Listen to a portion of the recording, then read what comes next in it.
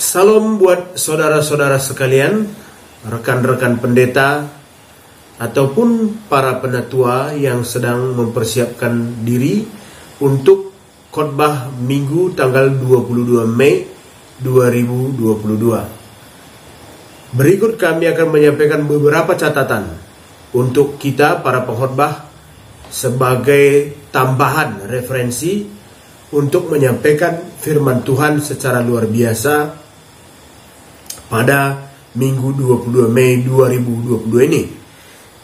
Bahan khotbah kita pada minggu ini mengangkat bahan atau nats melalui Yakobus 5 ayat 13 sampai 18.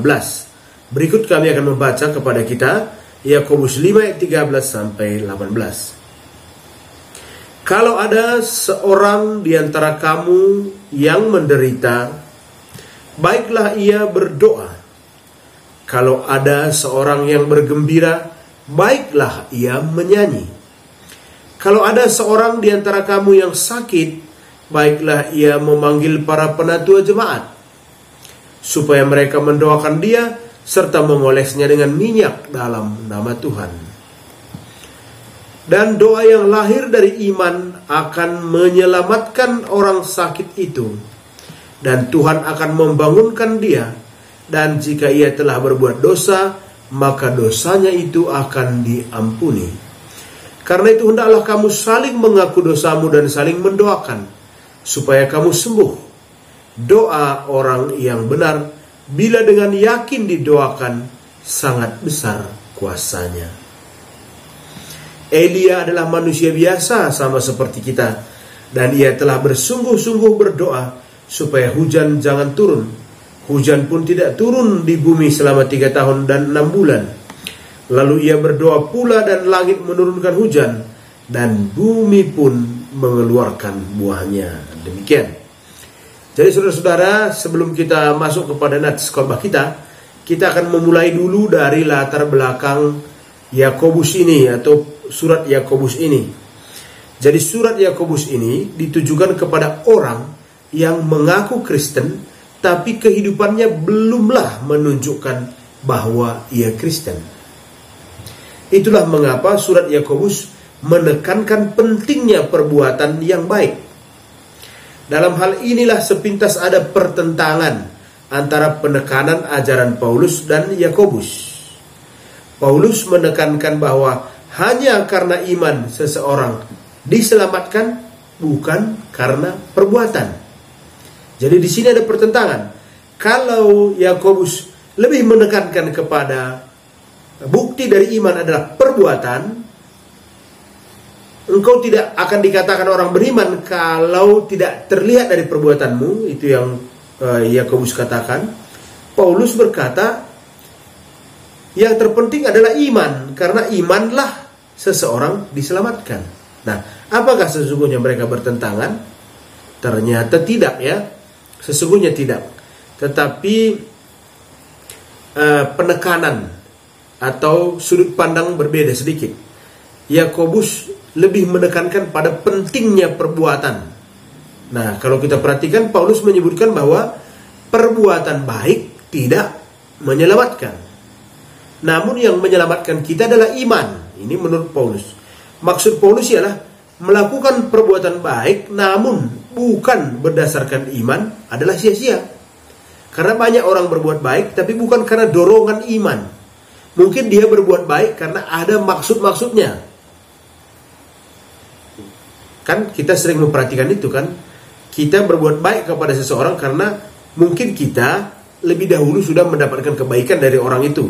Sehingga perbuatan baik kita itu hanyalah sebatas balasan begitu, tapi bukan karena iman. Nah, jadi Paulus menekankan pada iman, sementara Yakobus mengatakan bukti dari adanya iman akan tampak dari perbuatan baik. Jadi bagi Yakobus, bukti bahwa kita adalah orang yang beriman, perbuatan baik kita akan terlihat begitu. Jadi menurut Yakobus, sia-sialah iman tanpa perbuatan.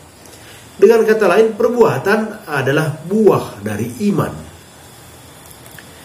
Jadi ciri surat Yakobus kalau kita baca adalah pada bahasanya yang sederhana. dan sangat praktis, sehingga mudah dipahami. Jadi agak berbeda dengan surat-surat Paulus yang cenderung teoritis dan berisi doktrin-doktrin yang mendalam. Jadi kalau kita membaca surat-surat Paulus, dia berisi paparan yang panjang lebar, teoritis, mendalam, dan penuh dengan doktrin-doktrin Kristen. Hal itu tampak misalnya pada kalimat, kalau ada seorang di antaramu yang menderita, baiklah ia berdoa. Nah, jadi sangat praktis ya.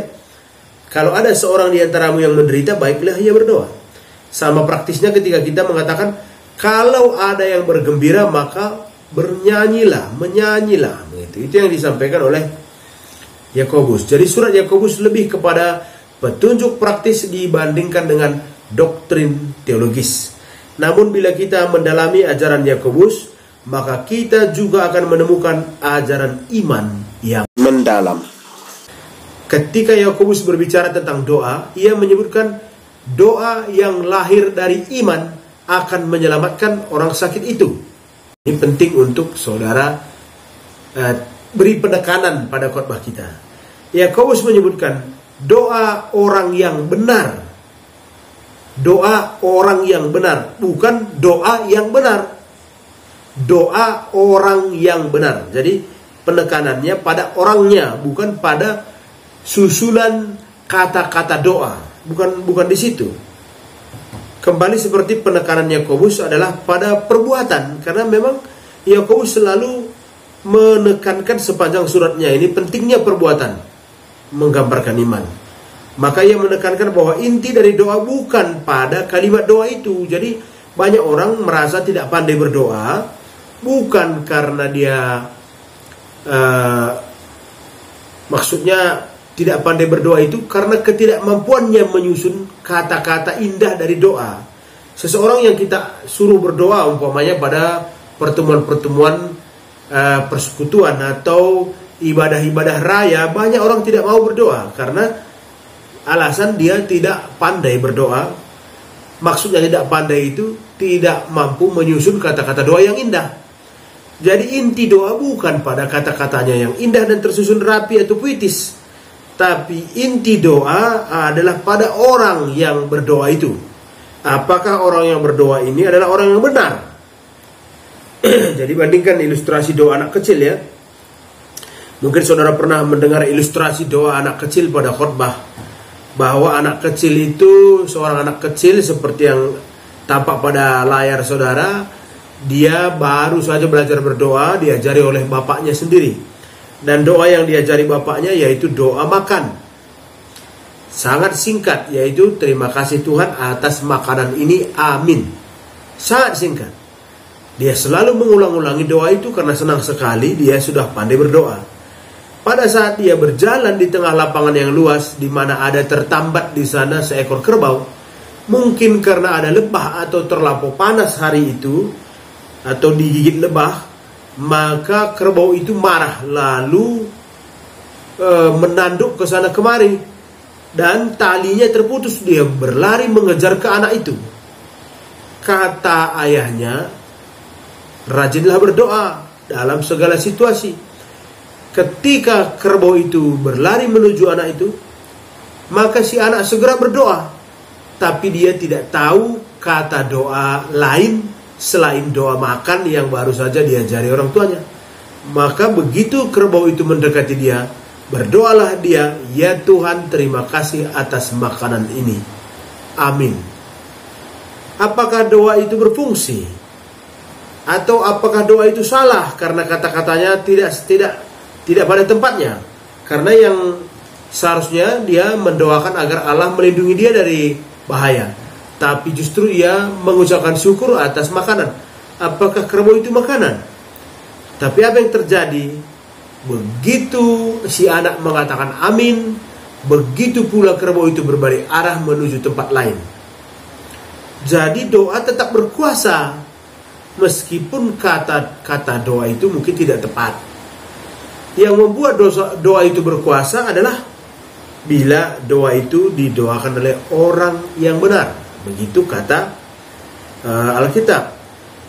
Kemudian mungkin muncul pertanyaan saudara, kalau begitu kapan doa saya diterima? Saya bukan orang benar.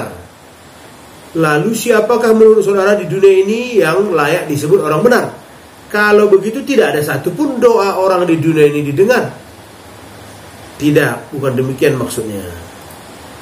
Orang yang benar sebagaimana yang disampaikan pada Alkitab, apa sesungguhnya maksudnya?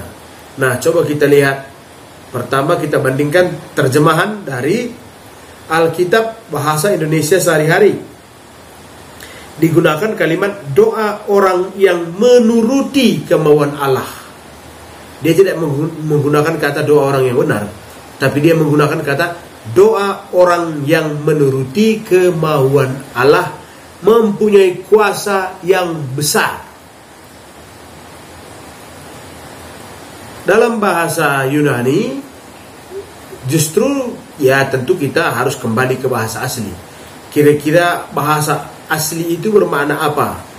Nah, dalam bahasa Yunani, orang yang benar ini dipakai kata dikaios, yang bermakna adalah orang yang berbudi. Jadi orang yang benar dalam bahasa Yunani diterjemahkan dikaios, yang bermakna orang yang berbudi, atau orang yang budiman, atau orang yang tidak palsu, orang yang adil, dan orang yang baik. Nah, itu sebenarnya orang yang benar. Dalam hal berdoa, orang benar adalah orang yang sadar bahwa ia berdosa. Ayat 15 menyebutkan, hendaklah kamu saling mengaku dosa dan saling mendoakan. Jadi orang benar bukanlah orang yang tidak berdosa, tapi orang yang sadar bahwa ia berdosa. Dapat dibedakan ya. Orang yang benar adalah bukanlah orang yang tidak berdosa, tetapi orang yang benar adalah orang yang sadar bahwa ia berdosa, dan karena itu ia membutuhkan Tuhan. Ayat 16b menyebutkan, doa orang yang benar bila dengan yakin didoakan, sangat besar kuasanya. Doa orang yang benar bila dengan yakin didoakan, sangat besar kuasanya. Inilah yang disebut dengan doa yang lahir dari iman. Nah, iman adalah kualitas percaya yang tertinggi. Karena kita juga mengenal bermacam-macam kata iman ini kan. Percaya, belief, yakin, trust, iman, faith. Semua bermaksud percaya, tapi tingkatannya tidak sama. Tentu percaya yang paling tinggi adalah iman. Dengan kata lain, iman bukan sekedar percaya, namun mempercayakan diri kepada Allah. Jadi iman bukan sekedar percaya, tapi mempercayakan diri kepada Allah, menggantungkan diri kepada Allah.